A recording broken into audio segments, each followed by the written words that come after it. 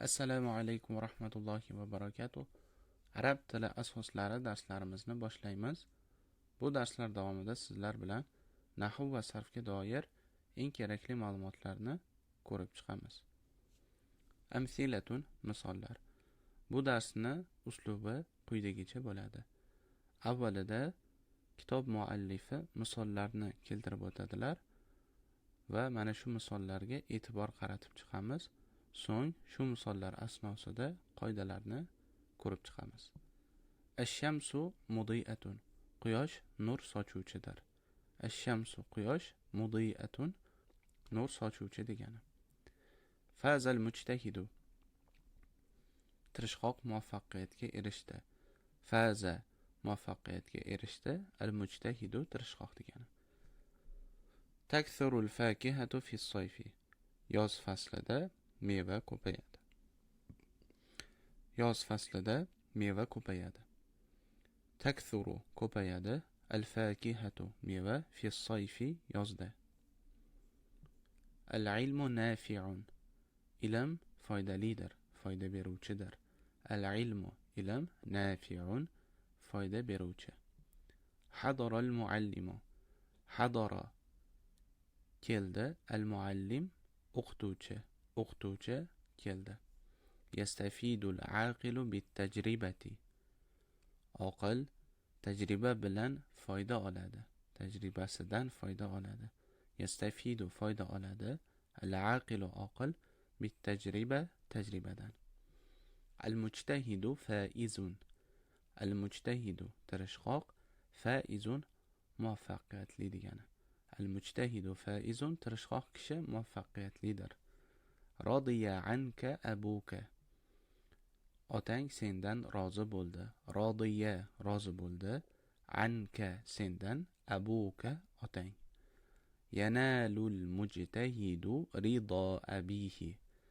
Yanalu erishadi. Al mujtahidu tirishqoq, rido rizosiga, abihi otasining.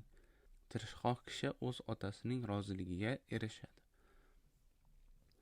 Demak, bu misollarni barchasiga e'tibor qaratadigan bo'lsak, hammasi bir nechta so'zlardan iborat. Ya'ni eng kami ikkita so'zdan iborat. Va ikkita so'z birgalikda to'liq ma'noni ifodalayapti. Ya'ni agar biz ash-shamsu deydigan bo'lsak, to'liq bir foydali jumla hosil bo'lmaydi. Mudiatun desak ham foydali jumla hosil bo'lmaydi. Qachonki bu so'zlarni birga ishlatsak, ash-shamsu mudiatun deb, shunda to'liq jumla hosil bo'ladi. Va boshqa misollarda ham barchasida bir so'z alohida shaklda mustaqil ma'noni ifodalamayapti, balki boshqa so'z bilan qo'shilgan holatda eng kami ikkita so'z bo'lib to'liq ma'noni ifoda etadi. Ya'ni qanday to'liq ma'no desa, eshituvchi inson mana shu jumlani eshitgan paytida yana boshqa bir gapga ehtiyoj sezmasa, demak to'liq ma'no ifoda etilgan bo'ladi. Lekin eshituvchi inson sizni eshitgan paytda yana biror bir gapingizni kutib turadigan bo'lsa, unda noqis jumla bo'lib qoladi. Masalan, ustoz keldi desam, to'liq ma'no hosil bo'ldi. Meni eshitgan inson mendan boshqa jumla kutmaydi. Lekin agar ustoz kelsa deb to'xtab qolsam, eshituvchi inson yana qo'shimcha ma'lumotni kutib turadi. Chunki bunda noqis jumla bo'lib qoldi.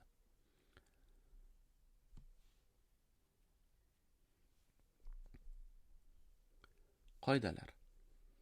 Tepadagi o'rganilgan ma'lumotlardan xulosa qiladigan bo'lsak, kalima, so'z, ma'noga dalolat qiluvchi birlik lafzdir.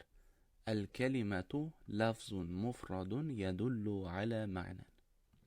Masalan, ash-shamsu quyosh, al-mujtahidu tirishqoq, al-ilmu ilm, faza muvaffaqiyatga erishmoq, hadara hozir bo'ldi, radiya rozi bo'ldi, fi ichida, bi bilan, ila ga.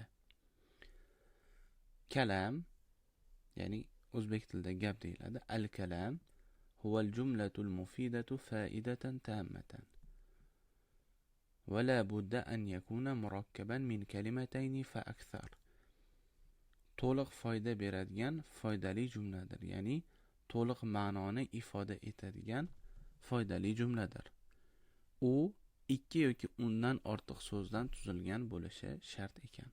Masalan, al-kitabu xayru samirin, kitob eng yaxshi suhbatdoshdir.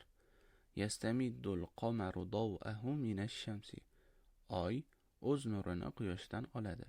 Yusafiru Ibrohimu, Ibrohim safar qiladi. Qodiman nuzala'u, mehmonlar kelishdi. So'zlar uchun misollar: al-ilm, ilm; al-faras, ot; al-kitab, kitob; al-mihbara, siyohdon; al-qalam, qalam; al-muaddab, odobli; hadara, keldi; nama, uxladi; yusafiru, safar qiladi; yandamu, pushaymon bo'ladi; qodima, keldi; yastamiddu, oladi; fi, da, ichida; min, dan; ila, ga, tomon; ala, ustida; an, haqida, dan ma'nosini anglatadi; li, kimgadir tegishli ekanligini anglatadi. Gaplar uchun misollar, ya'ni kalom uchun misollar: yaishu samaku fil ma'i, baliq suvda yashaydi. Yakthurun nakhilu bi Misra, Misrda xurmo daraxtlari ko'p bo'ladi. Qatafa Aliyun zahratan, Ali gul uzdi. As-sama'u mumtiratun, osmon yomg'irlidir. Tartafi'u tayyaratu fis sama'i, samolyot osmonga ko'tarilmoqda. Demak, quyidagi savollarga javob berib, bugungi mavzuni yanada mustahkamlab olishingiz mumkin bo'ladi. Bu videoni qayta ko'rishingiz maqsadga muvofiqdir, chunki ba'zi bir qoidalar sizga yangilik bo'lishi mumkin. Ularni esa yaxshilab o'zlashtirib olish uchun takrorlash kerak bo'ladi.